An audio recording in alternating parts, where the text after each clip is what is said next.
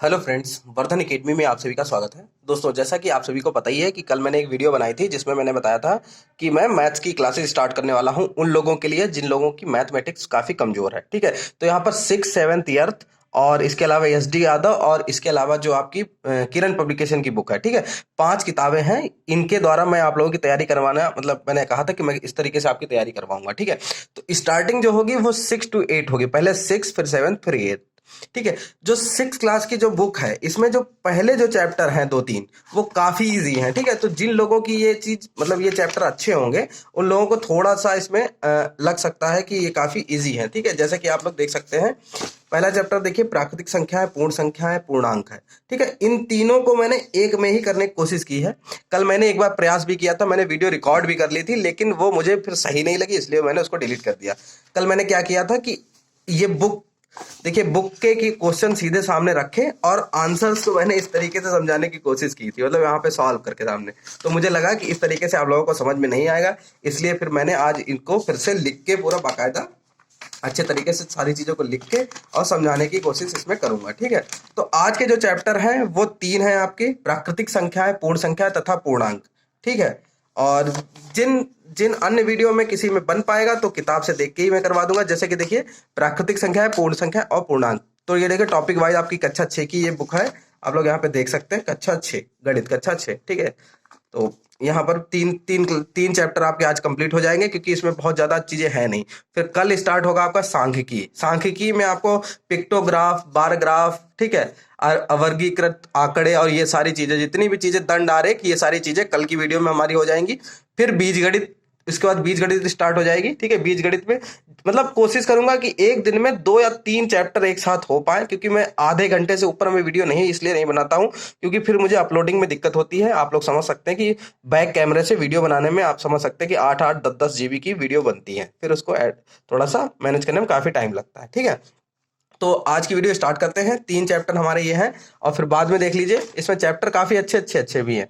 यहाँ पे देखिए, क्षेत्रमिति, सममितता, वृत्त, त्रिभुज, ठीक है, लंब, लंब समांतर रेखाएं, लघुत्तम समापवर्तक। तो अभी तो ये 6 क्लास की बुक है, तो आज 6 क्लास का पहला क्लास स्टार्ट कर रहे हैं। काफी इजी है मेरे हिसाब से, लेकिन हो सकता है कि जिन लोगों की मैथमेटिक्स काफी वीक हो, या फिर जो लोग बायो से हो, या फिर आर्ट साइड ली हो ग्रेजुएशन में, तो उन लोगों को ये भी चीजें ना पता हो बाई चांस। ठीक है, तो उन लोगों के लिए थोड़ी सी टफ भी हो सकती है। ठीक है, तो मैं पढ़ाने की कोशिश करूंगा, और जो चीजें आपको ना समझ में आए वो आप लोग कमेंट बॉक्स में बता सकते हैं। और अगर इस वीडियो के बाद आपको कोई भी सजेशन हो आपके मन में कि सर ये इस तरीके से कर दीजिए, तो वो भी मैं स्वीकार करूंगा। आप लोग कमेंट बॉक्स में जरूर बताइएगा। और ये पहली वीडियो है, इसलिए कमेंट में ये जरूर बताइएगा कि आज की वीडियो आपको कैसी लगी। ठीक है, तो देखिए, सबसे पहले देखिए, गणित मैथ कक्षा 6 की है, और इसमें पहले 3 चैप्टर, प्राकृतिक संख्या है, पूर्ण संख्या है, पूर्णांक। इसमें भाज्य अभाज्य इसलिए नहीं है, परिमेय अपरिमेय नहीं रखा गया, क्योंकि ये देखिए 7th क्लास की है। 7th क्लास ये है, इसमें भी चैप्टर दिए गए, इसमें परिमेय संख्याएं हैं। तो मैं सोच रहा हूँ 6 से लेकर ईयर तक करवाऊंगा, तो सारी चीजें अपने आप कंप्लीट हो जाएंगी। ठीक है, तो प्राकृतिक संख्या पहले देखते हैं। प्राकृतिक संख्या क्या होती है? गिनती करने वाली संख्याएं ही प्राकृतिक या प्राकृत संख्याएं कहलाती है। ठीक है, तो जैसे गिनती क्या है, 1 2 3 4 5, ये तो कह नहीं सकते हो कि जीरो पिन लेके आए। ठीक है, तो जीरो तो उसमें नहीं होगा। 1 से लेके अनंत तक की जितनी संख्याएं होती हैं बीच में, वो सारी क्या होती हैं? प्राकृतिक संख्या, मतलब उनको गिन सकते हैं। और एक की जो संख्या 1 होती है, इसकी कोई भी पूर्ववर्ती प्राकृतिक संख्या नहीं होती। पूर्ववर्ती मतलब इससे जो पहले आए। ठीक है, और देखो, जैसे अगर पूछा जाए 1 की पूर्ववर्ती संख्या क्या है, तो 1 की पूर्ववर्ती 0 होगी, लेकिन 1 की पूर्ववर्ती प्राकृतिक संख्या नहीं होती है। 0 प्राकृतिक संख्या नहीं होती, इसलिए 1 की कोई भी पूर्ववर्ती प्राकृतिक संख्या नहीं होती है। ठीक है, तो आप लोग ये चीज यहाँ पे स्पष्ट रूप से समझ सकते हैं। थोड़ा सा शोर अगर आ जाए तो प्लीज क्षमा करना उसके लिए, क्योंकि यहाँ पर थोड़ा सा रोड के साइड से थोड़ी सी आवाज आ जाती है। ठीक है, तो यहाँ पर देखिए, 1 की कोई भी पूर्ववर्ती प्राकृतिक संख्या नहीं होती। तो प्राकृतिक संख्या क्योंकि 1 से स्टार्ट होती है, मतलब जो सबसे छोटी प्राकृतिक संख्या है वो है 1। ठीक, तो इससे इसकी पूर्ववर्ती कोई संख्या नहीं होती है। अब देखिए आगे, देखिए पूर्ण संख्या है। पूर्ण संख्या में होल नंबर, वो प्राकृतिक संख्या मतलब नेचुरल नंबर, पूर्ण संख्या मतलब होल नंबर। होल नंबर क्या होते हैं? इसमें जीरो भी ऐड कर लो, 0 से लेके अनंत तक सारे क्या होते हैं? होल नंबर्स होते हैं। 0 1 2 3 4 5। ठीक है, होल नंबर या पूर्ण संख्या कह सकते हैं। 0 सबसे छोटी पूर्ण संख्या होती है। ठीक, 3 क्रमागत पूर्ण संख्याओं में पहली और तीसरी संख्याओं का आधा आधा होगा, यहाँ पे गलत हो गया था, आधा बीच की संख्या होती है। मैंने यहाँ पे जगह नहीं छोड़ी है, फिर भी मैं आपको समझा दूं कि अगर बाई चांस ऐसे क्वेश्चन आ जाए कि पहली और तीसरी संख्या का योग 40 है, ठीक, तो बीच की संख्या ज्ञात करो या तीनों संख्याओं ज्ञात करो। तो क्या लिखा है, तीन क्रमागत पूर्ण संख्याओं में पहली और तीसरी संख्याओं का आधा बीच की संख्या होती है, ठीक है। तो पहली और तीसरी संख्या का योग कितना 40 है, उसका आधा करने पर बीच की संख्या आ जाएगी, आधा कर दीजिए तो आएगा 20। तो बीच की संख्या 20 है, तो इसके आगे वाली 19 होगी, फिर बीच की तो 20 हो गई और बाद में होगी 21। तीन संख्या ये आप निकाल सकते हैं आसानी से, ठीक है। तो बहुत आसान चीज थी। अभी इसमें देखिए संवरक प्रगुण, जितने भी प्रगुण होते हैं, तत्समक अवयव क्या होता है, इन सब चीजों के बारे में बताएंगे। बहुत से लोगों को ये छोटी छोटी चीजें भी नहीं पता होंगी। पूर्ण संख्या पर संक्रिया तथा गुणधर्म, योग का संवरक प्रगुण, इस टाइप के क्वेश्चन घुमा के खासकर ये शिक्षक भर्ती परीक्षाएं, उसमें एक क्वेश्चन ऐसे रख दिया जाता है, ठीक है। तो या फिर जितनी भी परीक्षाएं हैं ये तो पूछ ही सकते हैं, क्योंकि ये पूर्ण संख्याओं और प्राकृतिक संख्या और पूर्णांक से संबंधित है। दो योग का संवरक प्रगुण क्या होता है, दो पूर्ण संख्याओं का योगफल सदैव पूर्ण संख्या होता है, यह पूर्ण संख्याओं का योग संवरक प्रगुण होता है, ठीक है। तो योग में क्या गए, दो पूर्ण संख्या लीजिए, पहली पूर्ण संख्या 5 है, ठीक है। पूर्ण संख्या क्या होती है, 0 से लेकर अनंत तक। तो देखिए 5 भी पूर्ण संख्या है, 3 भी है, और जब दोनों को जोड़ दिया तो 8 आ गया, ये 8 भी आपकी पूर्ण संख्या है। अगर यहाँ पे माइनस में अंक आ जाता तो ये पूर्ण संख्या नहीं होती, क्योंकि जीरो से ऊपर वाली जितनी भी होती हैं, जीरो या जीरो से ऊपर वाली सारी संख्याएं पूर्ण संख्याएं होती हैं। माइनस हो गया तब तो जीरो से नीचे हो जाएगा, तो वो पूर्ण संख्या नहीं होगी। तो ये प्लस में ही सारे आंसर आ रहे हैं, 5 + 3 8 हो गया, प्लस में ये भी है, ये दोनों भी हैं। 9 और 6 को जोड़ेंगे तो 9 भी पूर्ण संख्या, 6 भी पूर्ण संख्या और 15 भी पूर्ण संख्या। तो ये भी आपका संवरक प्रगुण का यहाँ पे रूल यहाँ पे लग रहा है। 0 + 8 0 पूर्ण संख्या, 8 पूर्ण संख्या, और जोड़ने पर भी 8 आ गया, मतलब योग में संवरक प्रगुण का गुण होता है, ठीक है। ये नियम लागू होता है, ठीक है। आखिरी में आपको बॉडमास के नियम बताएंगे, जिसमें यहाँ पे देख लीजिए, एक बार मैं दिखा दूं आप लोगों को। ये देखिए बॉडमास के नियम भी है इसमें, ये उन लोगों के लिए स्पेशली है इस तरीके के क्वेश्चन जिसमें बार वाली लाइन होती है, ठीक है, रेखा कोष्ठक जिसको कहते हैं, ठीक है। इसको भी अभी लास्ट में सॉल्व कराएंगे। तो यहाँ पे देखिए योग का क्रम विनिमय प्रगुण, योग का क्रम विनिमय प्रगुण। अब देखिए इसमें चेक करके आप लोग देख सकते हैं कि योग में क्रम विनिमय मतलब क्रम का विनिमय, इधर उधर कर देना, मतलब बदल देना। जैसे 6 + 2 कितना होगा, 8 होगा, या फिर 2 + 6 कर दें तब भी 8 होगा, ठीक। इसका मतलब योग में क्रम विनिमय प्रगुण जो नियम है वो योग में लगता है, ठीक है। मतलब दो पूर्ण संख्याओं के योगफल पर संख्याओं के क्रम का कोई प्रभाव नहीं पड़ता, यही होता है क्रम विनिमय प्रगुण, ठीक। योग का तत्समक अवयव, अब इसमें क्या होता है, योग का जो तत्समक अवयव होता है वो होता है 0। क्या होता है, 0। तत्समक अवयव का मतलब होता है कोई ऐसी संख्या, ऐसा अवयव जो जोड़ने पर, योग का है ना, तो जोड़ने पर उसकी संख्या में परिवर्तन ना करे, तो 0 ही होगा। जैसे 2 + 0 कर दीजिए तब भी 2 रहेगा, 105 + 0 कर दे तब भी 105 रहेगा। तो मतलब योग का जो तत्समक अवयव है वो क्या कहलाता है, 0, ठीक। योग का तत्समक अवयव, ये याद रखिए, बहुत कम लोगों को पता है, योग का तत्समक अवयव होता है 0, ठीक है।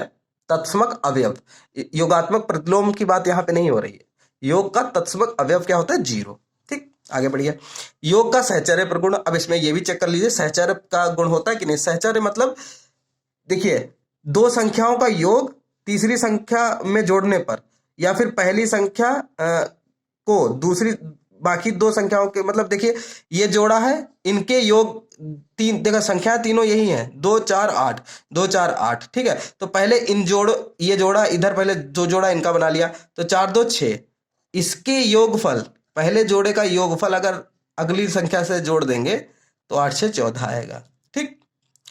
और इसमें क्या है, 2 है, 2 में जो ये जोड़ा बनाया गया 8 4 12, इसको जोड़ने पर भी 14 आएगा। मतलब योग में सहचर्य प्रगुण का भी गुण होता है, सहचर्य का भी गुण होता है, ठीक है। उम्मीद है आप लोग समझ रहे होंगे सहचर्य का मतलब क्या होता है, ठीक है। कि मतलब दो का जोड़ा बना लीजिए, चाहे इधर से बना लीजिए चाहे इधर, उससे कोई फर्क नहीं पड़ता है, योग में सहचर्य प्रगुण होता है। पूर्ण संख्याओं पर घटाने का संवरक प्रगुण, अभी जोड़ में हमने देखा था, जोड़ में संवरक प्रगुण होता है, क्योंकि जोड़ में मैंने बताया था कि 5 + 3 = 8 होता है। मतलब 5 भी पूर्ण संख्या, मतलब पूर्ण संख्या आनी चाहिए जो रिजल्ट हो, ठीक है। ये सारी एक चीज आप लोगों ने ऊपर देखा होगा, पूर्ण संख्याओं में ये बात हो रही है, पूर्ण संख्याओं का समवरक प्रगुण है कि नहीं। तो देखिए 5 + 3 8, ये जोड़ में तो हो गया, जोड़ में समवरक प्रगुण इसमें लग रहा है। अब इसमें देखिए 8 - 5, ठीक, ये कितना बचा, ये चलो ये चिन्ह लगा है, ये -5 नहीं लिखा है, ठीक है, चिन्ह लगा है, ये प्लस का 5 है, लेकिन घटा रहे हैं इसको, ठीक, 8 में से 5 घटा रहे हैं, तो ये भी पूर्ण संख्या, ये भी पूर्ण संख्या, और जो आ गई है वो भी पूर्ण संख्या आ गई। लेकिन अब देखिए 5 में से 8 को घटाओ, अब 5 बड़ा है 8 छोटा, तब आंसर आएगा -3, जो कि पूर्ण संख्या नहीं है, ठीक, नहीं है। अतः क्या होगा, अतः घटाने की संक्रिया पूर्ण संख्याओं के लिए समवरक नहीं होती है। अब ये -5 इसमें आंसर आ जाएगा, इसमें -2 आंसर आ जाएगा, मतलब माइनस में आ रहा है, तो ये पूर्ण संख्या तो नहीं है। तो देखिए जोड़ में समवरक का गुण होता है, लेकिन घटाने में नहीं होता है, ठीक। उम्मीद है ये आप लोग समझ गए होंगे यहाँ तक। अब देखिए पूर्ण संख्याओं में गुणा के प्रगुण, गुणा में देखिए समवरक प्रगुण होता है कि नहीं। पूर्ण संख्या है 6, पूर्ण संख्याओं में पूछा जा रहा है, ठीक है, ऊपर पूर्ण संख्या जरूर देख लेना कभी भी आए तो। पूर्ण संख्याओं में समवरक प्रगुण, अब देखिए 6 पूर्ण संख्या है, 3 भी पूर्ण संख्या, 6 और 3 6 तिया 18, ये भी पूर्ण संख्या आ गई, ठीक। 5 × 8 दोनों पूर्ण संख्या है, 5 8 40, ये भी पूर्ण संख्या हो गई। 0 पूर्ण संख्या है, 7 भी पूर्ण संख्या, गुणा करेंगे 0 आएगा, ये भी पूर्ण संख्या। अतः जो गुणा है, गुणा में समवरक प्रगुण का नियम लगता है, ठीक है, जोड़ में लगता है, गुणे में लगता है, घटाने में नहीं लगता है। अभी आप लोगों ने देख लिया समवरक का। क्रम विनिमय का प्रगुण देखिए गुणा में लगता है कि नहीं। क्रम विनिमय, क्रम बदलने पर 8 तिया 24 हो गया, या 3 8 24 हो गया, और या 8 तिया 24 तब भी 24 है। इसका मतलब यहाँ भी देखिए 6 8 48 हो गया, 8 6 48 हो गया।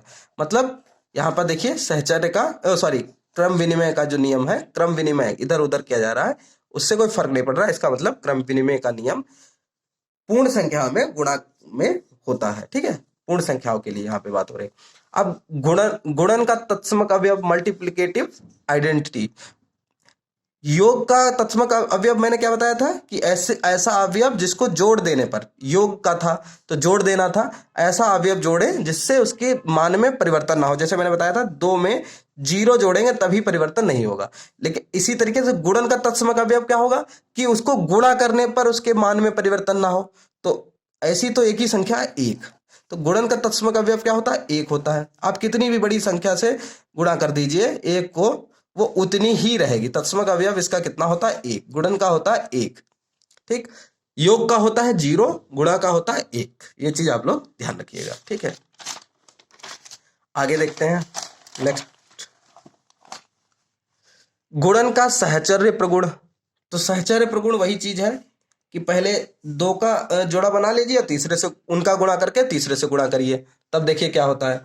तो ऐसा करने पर देखिए मैंने यहाँ पे जगह नहीं छोड़ी, ठीक है। तो 8 पंचे 40, 40 × 6 तो कितना होगा, 6 चौक 24, 240 हो गया, ठीक। अब यहाँ पे देखिए 5 ये है, 8 छंग 48 हो गया, इधर भी गुणा करेंगे तो 240 आएगा, ठीक। इसी तरीके से नीचे आप कर सकते हैं 3 × 7 चौक 28, या फिर 7 या 21 × 4, अगर 8 या 24 के 4 हासिल 2, 3 दूनी 6 2 8, 21 चौक 84। तो देखिए दोनों तरफ यहाँ पे बराबर मान आ रहा है, इसका मतलब गुणन में भी सहचर्य का प्रगुण होता है, ठीक। स्पष्ट रूप से आप लोग समझ लीजिए। नेक्स्ट देखिए गुणन संक्रिया का योग पर वितरण। अब गुणन संक्रिया का योग पर वितरण होता है कि नहीं। जैसे देखिए पहली संख्या जो है, इसको यहाँ पे देखिए 7 + 6 है, ठीक। गुणन संक्रिया का योग पर वितरण। अब देखिए इसमें इन्होंने क्या किया है, 5 को 7 से गुणा कर दिया है और 5 को 6 से गुणा कर दिया है, ठीक है। तो चाहे आप ऐसे कर लिए 5 × 7 6 13, ठीक, या फिर 7 5 35 और 5 छक्का 30, ठीक। अब इनको 13 5 65 हो गया, अब 35 और 30 ये भी 65 हो गया। इसका मतलब गुणा की गुणन संक्रिया का योग पर वितरण होता है, ठीक है। ये चीजें कोई शायद ही कोई बताता हो, क्योंकि सब लोग जो कोर्स होता है उसी हिसाब से पढ़ाते चलते हैं, फिर जिनका बेसिक कमजोर होता है वो कुछ भी नहीं कर पाते आगे, ठीक है। गुणन का घटाने पर वितरण। अब घटाने में भी वितरण इसका देखिए होता है कि नहीं। 9 ये हो गया, 6 में से 5 गया, 1 बचा, ठीक। 9 छाक 54 हो गया, माइनस लगाए, माइनस लगा दीजिए, 9 5 45 हो गया, 9 1 का 9 हो गया, 54 में से 45 घटाएंगे तो भी 9 आएगा। तो इसका मतलब गुणन का घटाने पर भी वितरण होता है, ठीक है, तो इतनी चीजें जो इंपॉर्टेंट थी, इस टाइप के क्वेश्चंस भी यूपी टेट में तो मैंने देखे हैं, यूपी टेट सीटेट मतलब शिक्षक भर्तियों में तो अक्सर देखे हैं मैंने ये क्वेश्चंस। ठीक है, बाकी भर्तियों में भी लगभग ये क्वेश्चन आते जरूर हैं, एक दो आ जाते हैं। पूर्णांक क्या होता है, इंटीजर्स क्या होते हैं, वो माइनस में भी हो सकते हैं, जीरो भी होगा और सारे होंगे। ठीक है, क्योंकि देखिए पूर्ण संख्याओं में जो नेचुरल नंबर होते हैं वो 1 2 3 4 होते हैं, जीरो नहीं होता है। और फिर जब जो होल नंबर होते हैं, पूर्ण संख्या होती है, उसमें जीरो भी आ जाता है। लेकिन जो पूर्णांक है उसमें माइनस के भी सारे जो संख्याएं होती, माइनस ऋणात्मक संख्याएं होती, वो भी सारी ली जाती हैं, जीरो भी लिया जाता है और धनात्मक संख्याएं भी ली जाती हैं। तो ये हो गया पूर्णांक। अब देखिए योगात्मक प्रतिलोम क्या होता है। प्रतिलोम वो तत्समक अवयव था। योग का तत्समक अवयव क्या बताया था मैंने, जीरो। लेकिन योगात्मक प्रतिलोम क्या होता है, देखिए जैसे अगर आपसे कभी भी पूछा जाए कि 5 का योगात्मक प्रतिलोम क्या होगा, तो 5 का जो योगात्मक प्रतिलोम ऐसी ऐसी संख्या लानी होती है जिसको जोड़ने से जीरो आंसर आए। तो 5 का जो ऐसी संख्या क्या होगी, -5 होगी। इन दोनों को जब हम जोड़ देंगे तो आंसर जीरो आ जाएगा। ठीक, या -5 का पूछ दिया जाए तो +5 हो जाएगा, तो भी जीरो हो जाएगा। ठीक, मतलब अगर 16 दिया गया हो तो -16 इसका योगात्मक प्रतिलोम हो जाएगा।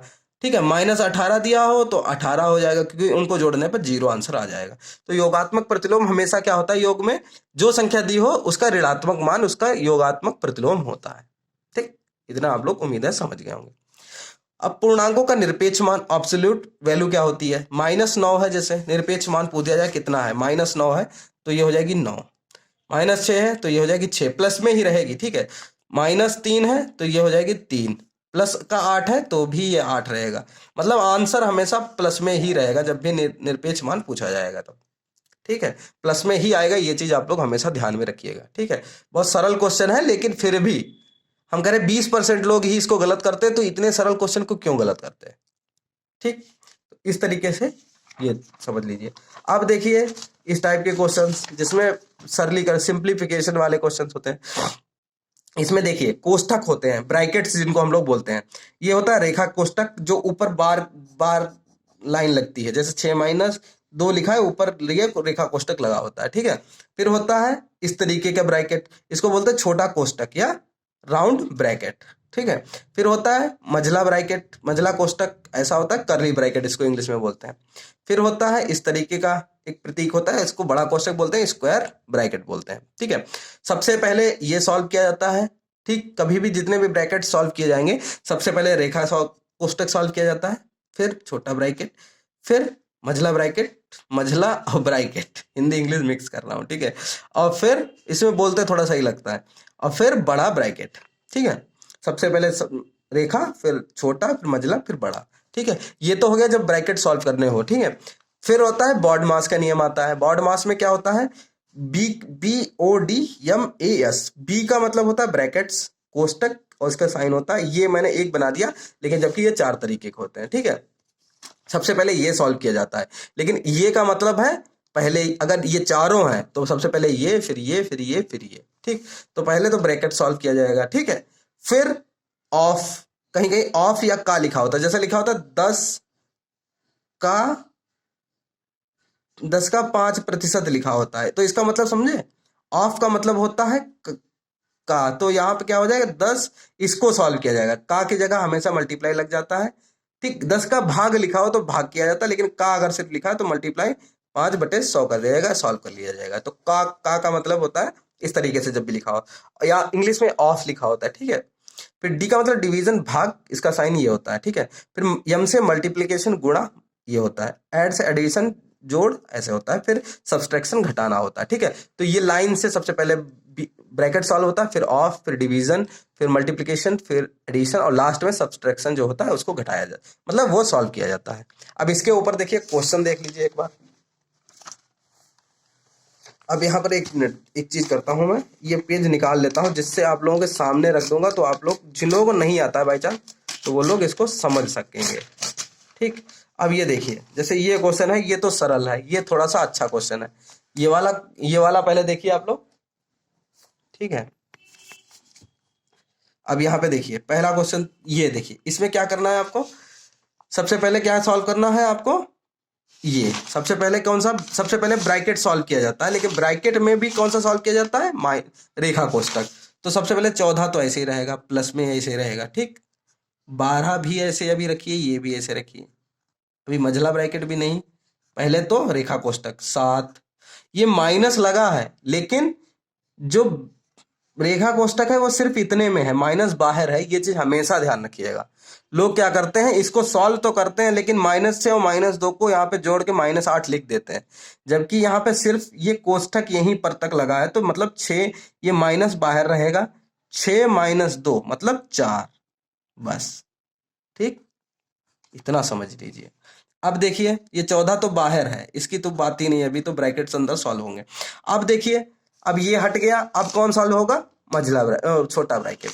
अब छोटा ब्रैकेट सॉल्व करिए, 12 ऐसे ही रहेगा, 9 माइनस 7 -4 3 बचेगा। ये उन लोगों के लिए है जिनके बहुत ही बेसिक गणित में कमजोरी है, ठीक। अब देखिए 14 प्लस ये हो गया 12 माइनस मझला ब्रैकेट 9, इसको बाहर निकालेंगे, प्लस का 3 है, माइनस बाहर माइनस है, गुणाओगे तो माइनस का 3 बचेगा, ठीक। छोटा ब्रैकेट खत्म हो गया क्योंकि सारा यहाँ पे सॉल्व हो चुका है यहाँ तक। अब देखिए 14 प्लस ये कितना बचा, 12 माइनस मझले ब्रैकेट में 9 में से 3 गए तो 6 बचेगा। अब इसके बाद मझला ब्रैकेट का भी काम खत्म हो जाएगा, ठीक। तो ये बचेगा 12 और ये प्लस में 6 है, ये माइनस है तो माइनस का 6, तो ये हो जाएगा 14 प्लस अब ये हट जाएगा ब्रैकेट, 12 में से 6 गए 6 बचा, तो 14 प्लस 6 ये हो गया 20, ठीक। उम्मीद है इतना समझ में आ गया होगा, ये सरल क्वेश्चन था, ठीक है। और अगर इस क्वेश्चन को कोई सॉल्व करना चाहे तो पहले आप लोग पॉज कर लीजिए और फिर सॉल्व करने की कोशिश करिए, ठीक है, फिर सॉल्व करने की कोशिश करिए, जिससे चीजें आसानी से आपको ना भी अगर आपसे हो पा रहा हो तब तो आप देख ही लेंगे एक्सप्लेनेशन किस तरीके से होगा। तो इसमें क्या है, इसमें देखिए सबसे पहले ये 4 का लिखा, ठीक है, तो का तो सॉरी, ये देखिए का ये तो बाद में आता, पहले ब्रैकेट सॉल्व किए जाते हैं, तो ये तो बाहर ही रहेगा आखिरी तक, ठीक, बिल्कुल लास्ट में इसको सॉल्व करेंगे।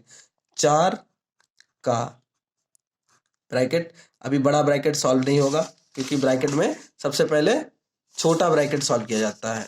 वो रेखा कोष्टक है, इसमें भी है रेखा कोष्टक है, तो सबसे पहले रेखा कोष्टक, -18 भाग, अभी कुछ भी नहीं छूना, 7 -2 का 3 माइनस, अभी कुछ भी नहीं, बस यहीं पे सीधे सॉल्व करना होगा, ये होगा 13, ठीक, 13 हो गया। अब ये माइनस इसमें भी बाहर है, ठीक है, तो -4 में से 3 गए 1 बचा, ये हो गया प्लस का 5, ठीक। अब ऐसे कर दो, ठीक, यहां पर अभी भी 4 का वैसे ही रखना है बिल्कुल, 25 -18 भाग, अभी यहाँ पे आप 25 में से 18 घटा देंगे तो पूरा आंसर गड़बड़ हो जाएगा, ये चीज ध्यान रखिएगा, जब तक रूल नहीं लगेगा तब तक सॉल्व नहीं होगा। माइनस अब 13 में से 1 गया तो बचा 12 प्लस 5, ठीक, मझला ब्रैकेट है, छोटा ब्रैकेट खत्म हो गया। अब देखिए, अब इसमें देखिए क्या सॉल्व होगा, 12 में 5 मत जोड़ देना या 7 में से 2 मत घटा देना बीच में। अब देखिए ब्रैकेट के बाद, ठीक है, अब ब्रैकेट के बाद क्या सॉल्व होगा, ऑफ, ठीक, ये तो ब्रैकेट सॉल्व ही हो रहा है पूरा, ठीक है, तो अब सबसे पहले क्या सॉल्व होगा, प्लस है माइनस है ऑफ है, तो प्लस माइनस तो बाद में, पहले ऑफ सॉल्व होगा फिर प्लस फिर माइनस, ठीक। तो यहां पर क्या होगा, 4 का 25 -18 भाग 7 -2, 2 और का की जगह 3 गुणा लग जाता है 3, ठीक, ये सॉल्व करना होगा अब, ठीक, प्लस 5, ठीक, तो ये सॉल्व करिए, 4 का 25 -18 भाग 7 माइनस 3 दूनी 6, ठीक है, 7 माइनस क्या हो गया, 3 दूनी 6 हो गया, और माइनस का 12 था, प्लस का 5। अब ये सारी चीजें को अब ये प्लस और माइनस है, प्लस और माइनस है, तब जोड़ लीजिए, प्लस वालों को आपस में जोड़ लीजिए, माइनस वालों को आपस में जोड़ लीजिए, बस घटा दीजिए, आंसर यहाँ पर जो मझला ब्रैकेट है वो सॉल्व हो जाएगा, ठीक। 25 -18, अगर गुणा भाग होता तो ऐसे नहीं कर सकते थे, प्लस माइनस है। अब देखिए 7 और 5 12 प्लस के हैं, और माइनस का 6 माइनस का 12 तो माइनस का 18 है, ठीक, यहां तक तो आप लोग समझ गए होंगे उम्मीद है, ठीक है। फिर देखिए 4 का 25 -18 भाग अब 12 में से 18 जा रहा है, ठीक है, छोटे में से बड़ा घट रहा है, तो माइनस का आंसर आएगा माइनस का 6। ठीक, ये ब्रैकेट इसलिए लगा दिया जिससे माइनस है ना, इसलिए। ठीक, अब क्या होता है, पहले बॉड मास में भाग सॉल्व होगा। अब इनमें से ये देखिए बड़े ब्रैकेट में क्या क्या बचा है, ये ब्रैकेट नहीं है, ये मैंने इसलिए लगा दिया, माइनस में था इसलिए। ठीक है, ठीक है, रुक जाइए, कुछ लोग डिस्टर्ब हो जाएंगे। ये अपने समझने के लिए। ठीक, तो ये है, ये माइनस में भाग हो रहा है, ठीक है, माइनस में भाग हो रहा है, माइनस का 6, और ये है भाग का चिन्ह, ये है माइनस का। तो सबसे पहले होगा भाग। ठीक, सबसे पहले होता है भाग, भाग होता है, फिर होता है घटाई, जोड़ जोड़ घटाना जो भी हो। तो 25, ये हो गया माइनस का 18 है, ये माइनस का 18, ये माइनस का 6। जब दोनों माइनस के हैं, माइनस के 18 को माइनस के 6 से भाग दीजिए, तो माइनस माइनस कट जाएगा, 6 तियां 18, 3 आ जाएगा। ठीक है, तो यहाँ पर प्लस का 3 आ जाएगा, प्लस का 3, तो प्लस का 3 आ जाएगा सॉल्व करने पर। ये हो जाएगा 4 का 25 प्लस 3। ठीक, अब इसको जोड़ लीजिए, 4 का ऐसे रखिए, ये हो गया 28। अब जब ये बाहर आएगा तो लिख सकते हैं आप लोग 4 का की जगह मल्टीप्लाई 28, 28 8 चक्कू 32 के 2, 3 4 दूनी 8 और 3 11, 112 इसका आंसर आ गया। ठीक है, तो इस तरीके से ये मतलब ये चीजें सॉल्व कर सकते हो आप लोग। ठीक है, बॉड मास का नियम आप लोग पॉज करके एक बार चाहें तो लिख सकते हैं। और उम्मीद है आपको ये वीडियो अच्छी लगी होगी। जिस हिसाब से मतलब पहले चैप्टर थे थोड़े इजी थे, तो आप लोगों को लग सकता है कि काफी इजी था, लेकिन अगर मैं यही 2-3 चैप्टर छोड़ के चलूं तो फिर वो चीज फिर सिस्टमेटिक नहीं हो पाती है। ठीक है, तो अब ये देखिए 3 यहाँ पे कंप्लीट हो गए हैं, 3। अब चौथा देखिए, चौथा आप लोग देख लीजिए एक बार, जिससे कल आए तो आपको पता हो कि आगे क्या किया जाएगा। ठीक है, डिवीजन तक हो गया, अब यहाँ पे सांख्यिकी में आ गए। ठीक है, इसमें 6 क्लास की है, तो जितनी भी जिस लेवल तक में पहुंच पाएंगे। अब इसमें देखिए, ये देखिए ये सारी चीजें टैली चिन्ह, ये सारी चीजें होंगी। और ये देखिए, पता नहीं जिस बच्चे से लिया है वो काफी कुछ ज्यादा ही पढ़ डाला है उसने।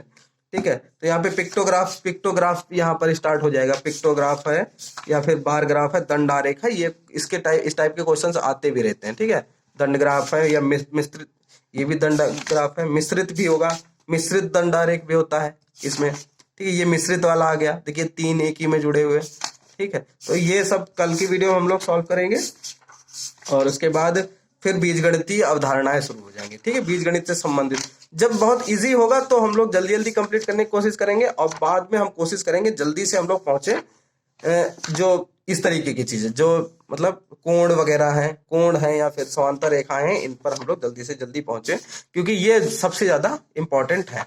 ठीक, लेकिन एक लाइन से लेके चलना है, इसलिए थोड़ा सा सरल से लेकर कठिन की तरफ हम लोग बढ़ेंगे। ठीक है, तो दोस्तों आज की वीडियो आपको कैसी लगी? आज पहली वीडियो थी, तो प्लीज आप लोग कमेंट में जरूर बताएं। आज की वीडियो में कोई कमी हो तो वो भी आप लोग सजेशन भी दे सकते हैं। ठीक है, तो दोस्तों आज की वीडियो में सिर्फ इतना ही, मिलते हैं अपनी नेक्स्ट वीडियो में, तब तक के लिए नमस्कार।